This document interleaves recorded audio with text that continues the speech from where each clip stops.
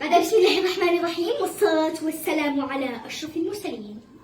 الحمد لله العلي الخبير الذي علم بالقلم، علم الإنسان ما لم يعلم. والصلاة والسلام التامان الأكملان على حبيبنا وشفيعنا محمد صلى الله عليه وسلم. صلوا على السادس عشر أبريل من كل سنة هو يوم ارتأته الدولة الجزائرية أن يكون مناسبة وطنية لتخليد رائد النهضة والإصلاح الشيخ عبد الحميد بن باديس رحمه الله. ما هو يوم العلم ولماذا نحتفل به؟ ومن هو عبد الحميد بن باديس؟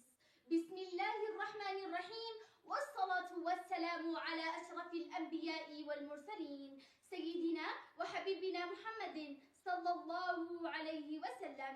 بادئ ذي بدء، أحييكم بتحية الإسلام، السلام عليكم ورحمة الله تعالى وبركاته.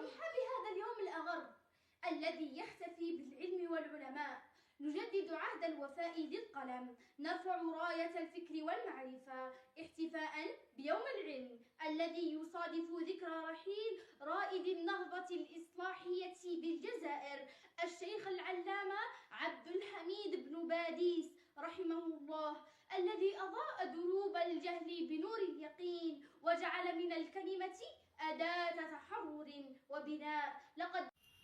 السلام عليكم ورحمة الله تعالى وبركاته.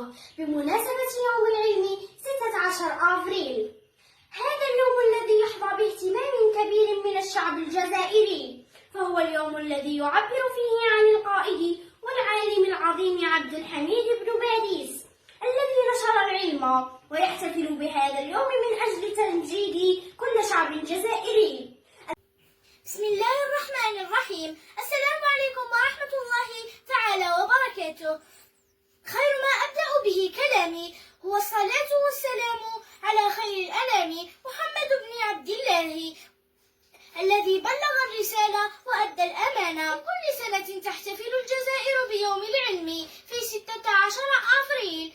هذا اليوم هو ذكرى وفاة العلامة عبد الحميد بن باديس، وهو رجل عالم ومصلح جزائري. بسم الله الرحمن الرحيم. الحمد لله الذي علم بالقلم، علم الإنسان ما لم يعلم، والصلاة والسلام على معلم البشرية محمد صلى الله عليه وسلم. أما بعد، هذا اليوم المضيء الذي يخلد ذكرى رائد النهضة الفكرية والإصلاحية في الجزائر الإمام عبد الحميد بن باديس.